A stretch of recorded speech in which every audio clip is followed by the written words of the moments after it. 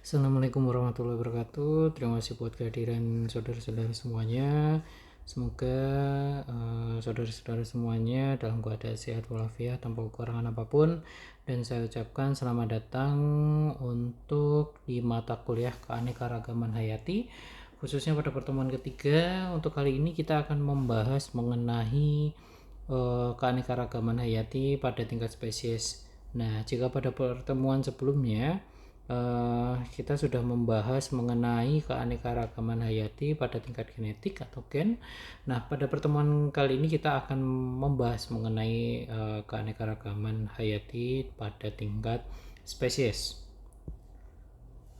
Nah, untuk melihat jauh dekatnya suatu kekerabatan organisme dengan organisme lainnya, maka para ahli atau para ilmuwan membuat suatu sistem pengelompokan atau pengklasifikasian untuk mempermudah dalam penyebutan atau informasi mengenai kekerabatan antar organisme tersebut, di mana tingkatan atau kekerabatan atau pengelompokan tersebut disebut dengan tingkatan takson. Nah, ilmu yang mempelajari mengenai pengelompokan atau pengklasifikasian organisme tersebut atau kekerabatan suatu organisme tersebut disebut dengan taksonomi. Nah, ini pastinya sudah tidak asing lagi oleh telinga saudara-saudara semuanya mengenai taksonomi. Nah, taksonomi seringkali saudara temui ketika kalian membaca suatu jenis komoditas ataupun suatu varietas,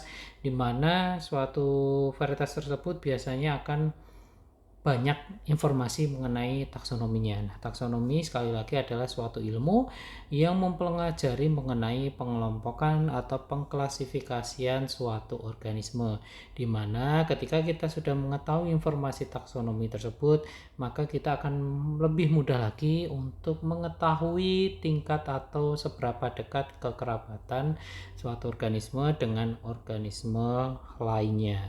Nah, dalam pengelompokan taksonomi ini ada beberapa dasar-dasar pengelompokan yang menjadi perhitungan, di mana nantinya semakin dekat atau semakin sama taksonominya atau jenis-jenis taksonominya, maka akan semakin dekat juga tingkat kekerabatannya. Nah, kalau umpamanya tingkat kekerabatannya semakin dekat, maka akan semakin dimungkinkan juga untuk terjadi perkawinan antara organisme tersebut, sehingga akan bersifat fertil. Oke ya. Nah, dalam pengelompokan taksonomi ini, dasar-dasar yang menjadi perhitungan ada beberapa perhitungan. Yang pertama adalah geografi atau tempat tinggal mereka atau wilayah. Kemudian habitat, seperti yang saya bicarakan tadi, yaitu adalah tempat tinggal mereka. Apakah mereka tempat tinggalnya di air, di laut, di hutan, ataupun yang lainnya. Kemudian faktor genetik dan filogeni, di mana sudah pernah dibahas pada pertemuan sebelumnya.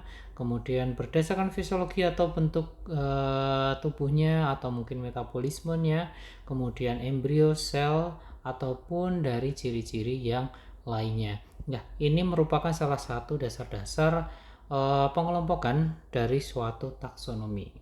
Nah, di mana kemudian yang berikutnya adalah seringkali bahwasanya ketika saudara-saudara semuanya mencari di Google ataupun perangkat searching mengenai suatu varietas atau suatu komoditas atau suatu tanaman, pasti sangat mudah untuk mencari yang namanya taksonomi. Nah, kalian pastinya juga sudah seringkali menemui beberapa poin-poin taksonomi atau poin-poin yang ada di dalam pengelompokan taksonomi. Yang pertama itu adalah kingdom atau kerajaan, yaitu biasa yang disebut dengan kerajaan. Nah, di sini biasanya ini ada imbuhan A atau E, seperti katakanlah ada yang namanya pelantai. Nah, itu berarti dia dalam suatu kingdom atau kerajaan tanaman, seperti itu. Berikutnya adalah divisi atau filum. Nah, itu biasanya ada penambahan pita. Nah, bagaimana untuk penambahannya nanti seperti spermatopita ataupun yang lainnya. Nah, kemudian ada yang namanya subdivisi atau subfilum. Nah, kemudian ada turunnya lagi, yaitu ada kelas, kemudian subkelas, kemudian bangsa, kemudian suku atau famili, kemudian ada marga, dan yang berikutnya adalah ada jenis. Nah, ini adalah poin-poin yang biasanya kalian temukan pada hasil pengelompokan taksonomi atau kekerabatan. Nah, dari hal inilah nanti kalian bisa memadukan atau melihat suatu kedekatan kekerabatan dari organisme satunya dengan organisme lainnya. Kalau umpamanya dia memiliki bangsa, suku, marga, ataupun bahkan jenis yang mungkin sama, itu akan semakin memperbesar juga tingkat keberhasilan suatu perkawinannya untuk mendapatkan keturunan. Nah, kalau umpamanya kemarin juga membahas mengenai perkawinan pada tingkat atau keanekaragaman pada tingkat genetik, itu juga bisa yang namanya adalah fertil. Maka ketika kita mempelajari mengenai tingkat keanekaragaman menurut jenis atau spesies, maka tingkat keberhasilannya untuk bisa fertil atau bisa berhasil untuk mendapatkan keturunan itu semakin besar juga, karena tingkat jenis ini juga akan nantinya semakin dekat kekerabatannya, seperti itu. Berarti semakin bawah, kalau umpamanya semakin banyak kesamaannya, oke, berarti dia juga akan semakin dekat kekerabatannya. Jika semakin dekat kekerabatannya, maka akan semakin besar kemungkinan keberhasilan untuk mendapatkan keturunan yang fertil juga. Seperti itu. Kalau umpamanya kebalikannya, jika semakin ke bawah itu semakin beda, semakin tidak seragam, maka tingkat kekerabatannya akan semakin jauh juga. Seperti itu. Kalau umpamanya tingkat kekerabatannya semakin jauh, maka tingkat keberhasilan untuk mendapatkan keturunan atau fertilnya juga akan semakin kecil. Seperti itu, bahkan akan tidak mungkin. Katakanlah sudah di dalam kingdom aja sudah beda, dia termasuk dalam pelantai, umpamanya seperti itu. Nah, satunya dalam dia itu hewan, kayak gitu ya. Maka tidak akan mungkin bayam kawin dengan kucing. Nah, itu kan tidak akan bisa mendapatkan keturunan seperti itu. Oke ya, paham ya? Semakin sama kesamaannya hingga dengan jenis, maka akan semakin besar hasil atau dapat menurunkan suatu keturunan yang fertil, seperti itu ya. Oke, untuk berikutnya pengelompokan takson dari kelompok besar menjadi kelompok yang lebih khusus. Ini tadi ya, semakin ke bawah dia akan bersifat semakin khusus. Oke, jika semakin bawah dia semakin banyak kesamaan, maka akan semakin besar persentase dia bisa menurunkan keturunan. Oke, maka dia akan bersifat fertil, dapat terbuahi. Oke, seperti itu. Nah, ini semakin khususnya adalah dari kingdom akan lebih khusus lagi ke divisi, akan khusus lagi ke subkingdom, hingga dengan paling khusus adalah jenis atau spesies. Oke. Nah, pembagian kelompoknya dari tingkat yang besar hingga ke tingkat khusus atau tingkat jenis secara garis besar dapat berurutan sebagai berikut: kingdom, divisi, kelas, bangsa, suku, marga, hingga yang terakhir adalah jenis. Oke, sama dengan ini. Jika jenisnya sama atau dalam keadaan marga yang sama, maka dia akan semakin besar juga kemungkinan untuk bisa fertil atau terbuahi, seperti itu. Oke, sampai sini harapannya masih bisa mengikuti. Berikutnya, spesies atau jenis merupakan suatu keanekaragaman hayati. Pada tingkat ini dapat ditunjukkan dengan adanya beraneka macam jenis makhluk hidup, baik yang termasuk kelompok hewan, tumbuhan, maupun mikroba. Oke. Nah, dalam spesies atau jenis ini dia itu ada dua konsepan yang bisa kita pegang untuk keanekaragaman tingkat spesies atau jenis. Yang pertama adalah konsep biologi, di mana konsep biologi ini adalah kelompok organisme yang secara spesifik atau genetik sama. Oke, genetiknya sama dan mampu berkembang biak secara atau serta menghasilkan keturunan yang fertil atau bisa terbuahi, atau nanti keturunannya bisa akan menciptakan keturunan lagi atau menghasilkan keturunan lagi. Itulah yang dimaksud dengan keturunan yang fertil. Nah, berikutnya adalah dia juga berkonsep yang namanya adalah konsep morfologi, di mana kelompok organisme yang memiliki ciri morfologi atau bentuk luar atau fenotip yang bisa kita lihat. Kan ada dua ya, genotip dan fenotip. Kalau umpamanya genotip, dia itu tidak bisa kita lihat, seperti sifat. Nah, sifat kemudian apalagi yang dia itu tidak nampak langsung dilihat oleh mata. Sifat kan tidak bisa dilihat oleh mata kan. Oke, kalau umpamanya fenotip itu adalah sesuatu hal yang bisa kita lihat dengan mata. Contohnya rambutnya panjang, rambutnya warnanya coklat, matanya itu warnanya biru, atau mungkin kulitnya itu dia berwarna putih ataupun yang lainnya. Itu kan bisa kita lihat dengan indera penglihatan atau bisa kita lihat dengan mata. Kayak gitu ya. Kemudian bisa berdasarkan fisiologi ataupun proses biokimia yang ada di dalam tubuh si spesies itu tadi atau mirip di antara sesama anggotanya.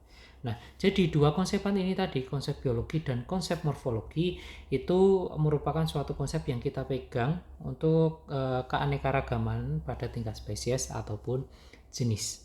Oke, dia itu konsep biologi di mana dia memiliki genetik yang sama. Kalau umpamanya genetiknya sama, otomatis dia bisa berkembang biak dan menghasilkan keturunan yang nantinya fertil atau bisa menghasilkan keturunannya lagi. Oke, ini ya, biologi dia hubungannya dengan genetik yang sama sehingga dia bisa menghasilkan keturunan yang fertil. Oke, berikutnya kalau umpamanya konsep morfologi, oke, namanya aja morfologi. Oke, dia memiliki ciri morfologi, bentuk luar, fenotip, fisiologi maupun biokimia yang sama. Katakanlah nih, dia si harimau Sumatera sama harimau Jawa kayak gitu. Dia kan sama-sama memiliki kaki empat kaki. Oke. Kemudian dia memiliki apa namanya? Buntut, kemudian dia juga memiliki taring dan lain-lainnya. Itulah namanya adalah morfologi. Katakan manusia, ya, dia memiliki dua tangan, dua kaki, kemudian satu kepala dan anggota tubuh yang lainnya yang mana bisa kita lihat. Intinya itu. Oke ya. Nah, dua konsepan ini yang menjadi pegangan teguh untuk keanekaragaman tingkat spesies. Oke, kemudian keanekaragaman tingkat spesies satu jenis ini terjadi karena ada dua poin kenapa ada keanekaragaman tingkat spesies. Yang pertama terjadi karena adanya variasi dari suatu suku atau organisme atau genus namun berbeda spesies. Apa itu? Contohnya nih, ada yang namanya jagung BC2 umpamanya kayak gitu ya. Kita sebut sedikit merek. Kemudian ada yang namanya jagung pioner. Nah, itu dia sama-sama spesiesnya dari jagung, jenisnya jagung. Tapi jagung itu kan varietasnya banyak tuh. Ada varietas mungkin jagung manis, kemudian jagung pulut ataupun yang lainnya. Nah, itu namanya adalah keanekaragaman tingkat spesies atau jenis. Oke, itu yang pertama, poin pertama. Yang berikutnya adalah di poin kedua, disebabkan adanya karena keanekaragaman gen yang mengontrol. Nah, genetik, dia itu membawa yang namanya sifat. Sifat siapa? Dari induknya. Nah, dari induknya. Katakanlah nih, kalian itu adalah atau kita semua itu mewarisi genetik dari orang tua kita, mewarisi sifat-sifat yang dimiliki oleh orang tua kita. Katakanlah sifatnya mungkin secara tidak langsung humoris ya dari bapaknya, otomatis kalian juga memiliki penurunan sifat humoris dari bapaknya kayak gitu ataupun orang tua kita kayak gitu. Nah, makanya kalau umpamanya di tumbuhan itu katakanlah ada yang namanya rekayasa genetika. Nah, ini karena genetik itu dia membahas sifat. Makanya yang direkayasa itu adalah sifatnya. Ya kan? Kalau umpamanya kita menanam suatu tumbuhan, suatu komoditas atau katakanlah suatu tanaman, kita ingin mendapatkan yang namanya adalah varietas unggul. Unggul itu seperti apa? Ya dia memiliki sifat yang superior. Ya kan? Sifat-sifat yang diinginkan oleh si penanamnya. Oke, katakanlah ada dua tanaman nih. Satunya dia tumbuhnya cepat sehingga panennya cepat. Oke, panen cepat gitu ya. Nah, tumbuh cepat sama panen cepat. Tetapi dia memiliki sifat jeleknya atau sifat yang kurangnya adalah tongkolnya kecil. Nah, ini kan dia tidak terlalu menjual atau sifatnya itu tidak terlalu superior. Nah, tetapi ada satu tanaman lagi, varietas si A umpamanya gini ya, sama varietas B. Nah, varietas B itu dia tumbuhnya lambat. Oke. Kemudian kalau umpamanya tumbuhnya lambat, pasti panennya lambat juga, lama. Dia umurnya lebih panjang, sehingga panennya juga akan lebih lama. Tetapi dia tongkolnya besar-besar. Nah, ini sifat superior nih. Oke. Nah, rekayasa genetika ini dia berfungsi untuk mendapatkan varietas C. Oke. Dengan diambil dari sifat si A yang superior, yaitu adalah tumbuh cepat dan panen cepat, diambilkan dari sifat A itu untuk didapatkan di varietas C. Tetapi dia tongkol kecilnya tidak diambil sifatnya, tetapi dia diambil tongkol besarnya dari sifat yang B ini tadi. Sehingga dia bisa diambilkan atau direkayasa genetiknya untuk dijadikan varietas C ini. Sehingga varietas C ini nanti dia akan memiliki sifat-sifat varietas unggul atau sifat-sifat superior dari tanaman A dan tanaman yang B ini tadi, yaitu adalah tumbuh cepat, panen cepat, dan tongkolnya besar-besar. Nah, inilah kenapa adanya rekayasa genetika atau rekayasa dari suatu sifat unggul tetuanya, orang tuanya ini tadi. Oke, berarti A dan B ini bisa dianggap sebagai tetuanya dari varietas C ini tadi. Oke, nah inilah kenapa genetik itu mengontrol sifat. Kalau umpamanya sifatnya banyak, berarti keanekaragamannya juga akan banyak, ya kan? Maka akan ada variasi-variasi atau keanekaragaman atau jenis-jenis yang akan semakin banyak juga. Kayak gitu. Oke, paham ya di sini ya? Oke, kita lanjut. Nah, ini tadi contohnya nih. Contohnya tadi sempat saya berikan contoh untuk taksonomi. Nah, di sini ada yang namanya contoh klasifikasi kentang. Oke. Nah, di sini ada yang namanya dia divisinya adalah spermatophyta atau tumbuhan yang berbiji. Dari kata-kata sperma. Itu artinya adalah biji. Oke. Kemudian subdivisinya adalah Angiospermae. Oke. Nah, dia itu adalah tumbuhan-tumbuhan yang berbiji tertutup. Jadi sehingga tumbuhan-tumbuhan yang berbiji itu disebut dengan spermatophyta.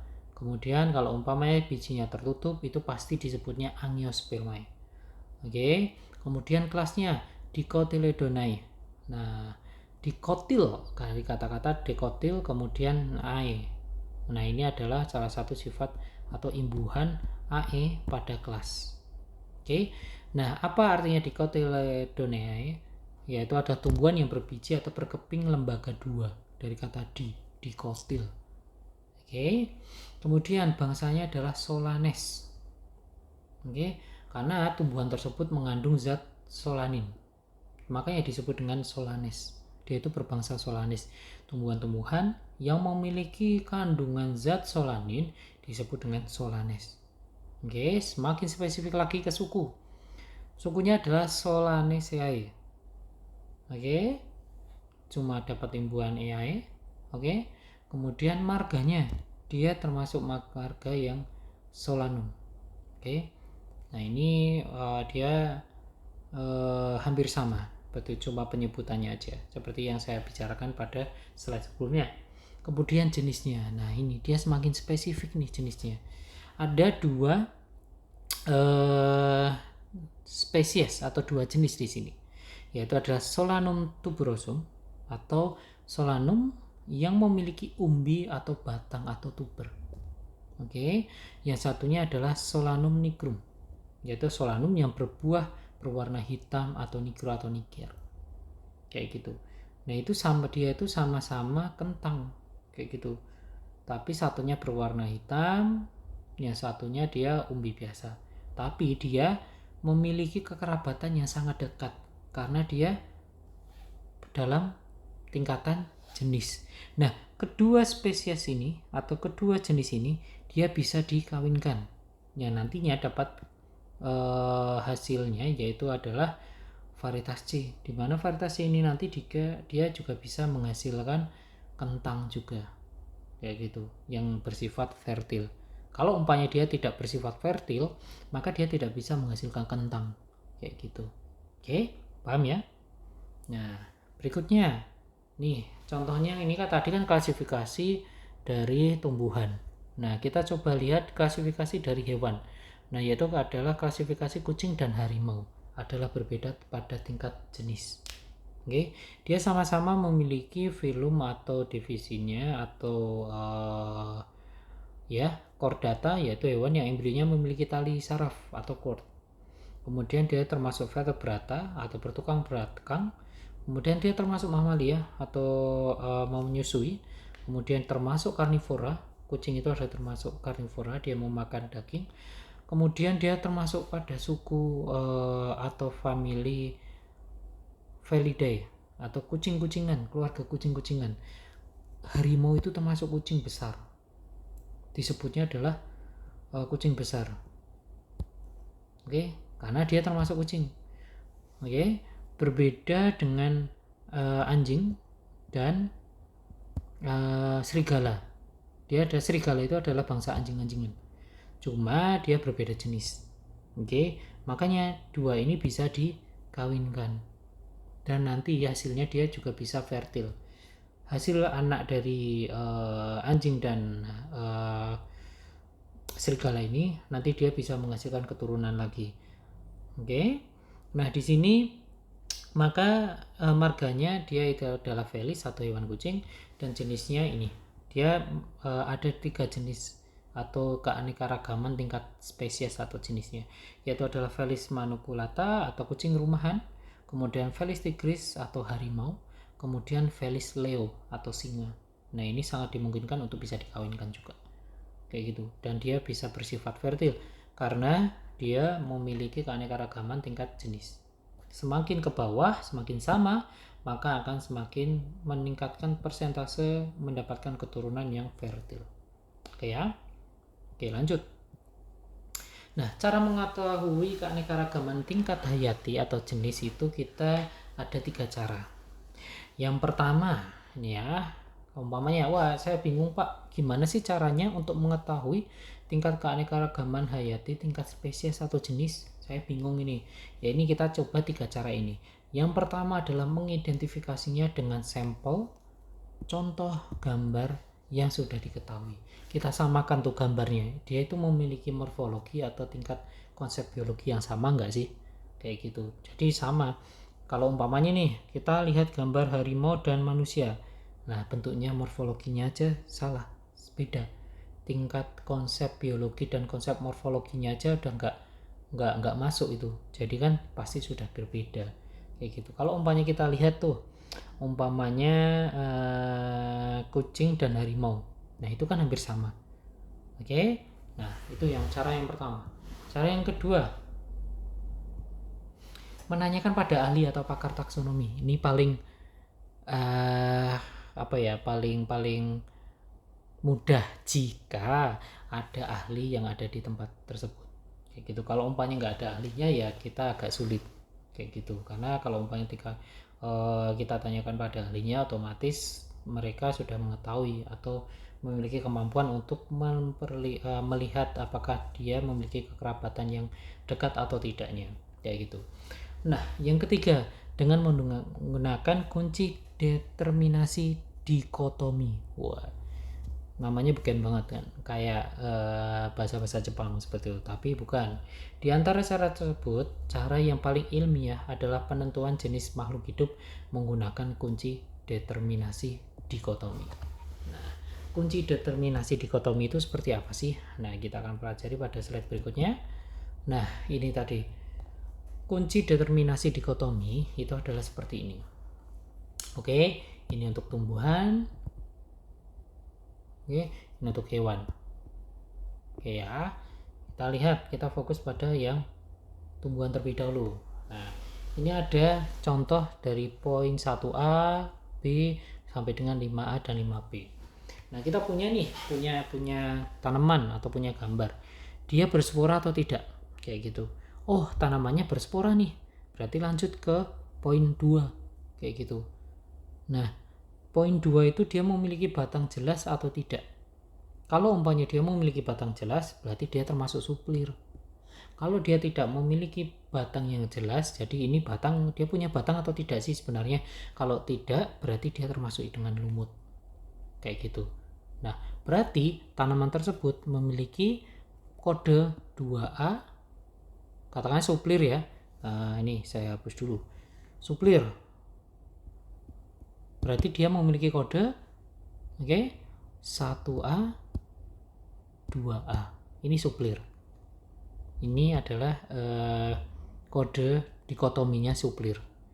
Nah, caranya 1A dia berspora. Kemudian 2A tumbuhan yang berbatang jelas, suplir. Nah, itu kodenya dari dikotomi dari suplir. Kayak gitu. Nah, kemudian ini kita lihat nih, kita tidak memiliki tumbuhannya, katakanlah kita memiliki bijinya dia tertutup atau terbuka, ada kulitnya atau enggaknya, kayak gitu. Oke, kalau umpamanya nih dia tidak ditutupi oleh buah atau daging buah kayak gitu, berarti dia terbuka. Oh, berarti langsung bisa di ini bangsa-bangsa melinjo kayak gitu. Berarti melinjo dia memiliki kunci determinasi, yaitu adalah 3B kayak gitu. Kalau umpamanya dia memiliki biji tertutup, kemudian dia harus lanjut ke 4. Nah, kemudian berkeping 2, berarti dia lanjut ke 5. Oke. Kemudian ternyata dia berbunganya berbuku-buku atau kupu-kupu kayak gitu, berarti termasuk kedelai. Kedelai memiliki kunci determinasi, yaitu adalah 3A, kemudian 4A, kemudian di 5A kayak gitu. Oke ya, udah ya. Nah, itu adalah contoh yang seperti ini. Ada juga yang dalam diagram. Nah, dia termasuk tumbuhan. Nah, kemudian dia memiliki batang atau tidak memiliki batang. Kayak gitu. Kalau umpamanya dia tidak memiliki batang, berarti langsung bisa. Dia langsung ke arah yang 2A. Oke, karena dia tidak mohon maaf. Kalau umpamanya tumbuhan, kemudian dia memiliki batang atau tidak memiliki batang. Oh, ternyata dia tidak memiliki batang. Oke, kita lanjut nih. 1A berarti. Kemudian kita tulis 1A. Kemudian dia berklorofil atau tidak. Oh, ternyata tidak berklorofil. Oh, berarti si jamur tempe itu dia memiliki kunci determinasi adalah 1A, 2A. Itu adalah kunci determinasinya si jamur tempe. Berbeda kalau umpamanya dia memiliki batang, kemudian dia menghasilkan bunga, kemudian termasuk monokotil, ya kan? Berarti dia tebu atau padi. Berarti 1B, kemudian dia menghasilkan bunga, berarti 3A, kemudian dia masuk ke Angiospermae, berarti 4B, terus dia termasuk dalam 5A.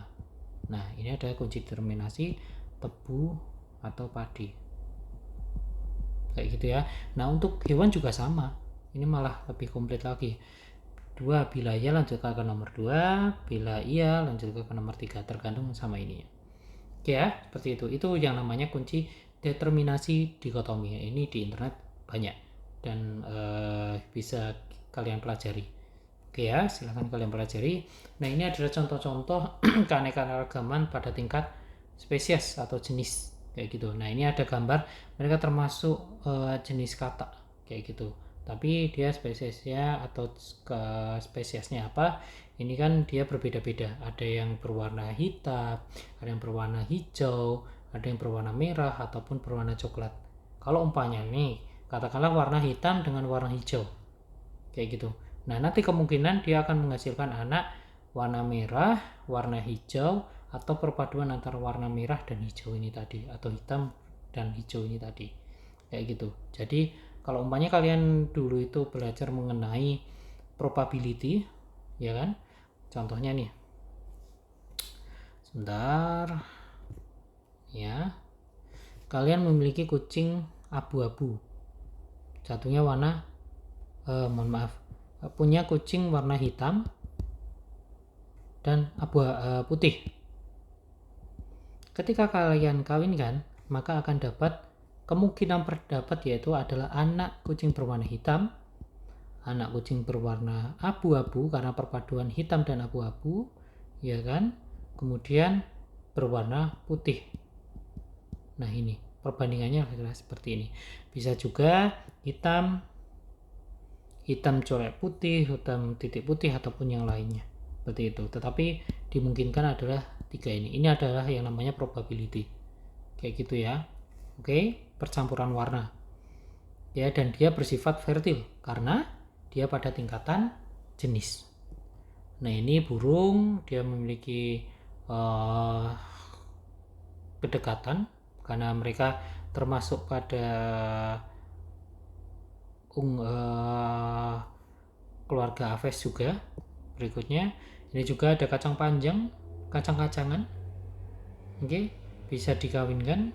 Bahkan kita bisa menemukan ada kacang berwarna ungu, ada kacang berwarna merah. Itu juga bisa dari hasil perkawinan silang. Ini ada cabai, ada paprika termasuk cabai.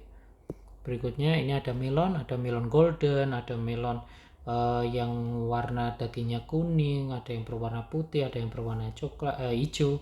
Nah, itu juga termasuk dari keanekaragaman pada tingkat spesies atau jenis. Ini juga terong kayak gitu.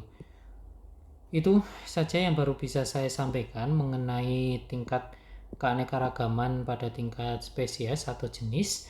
Jika ada pertanyaan, silahkan ditanyakan pada grup WhatsApp ataupun forum diskusi yang sudah tersedia pada Sunan. Itu saja, semoga apa yang bisa saya sampaikan bisa diterima oleh kawan-kawan semuanya, saudara-saudara semuanya. Semoga apa yang kita pelajari pada pertemuan 3 di keanekaragaman hayati ini bisa menambahkan keilmuan kita semuanya. Dan mohon maaf jika ada kata-kata yang kurang dimengerti ataupun masih kurang dalam penyampaiannya. Itu saja, saya undur diri. Bila taufik wal hidayah. Assalamualaikum warahmatullahi wabarakatuh.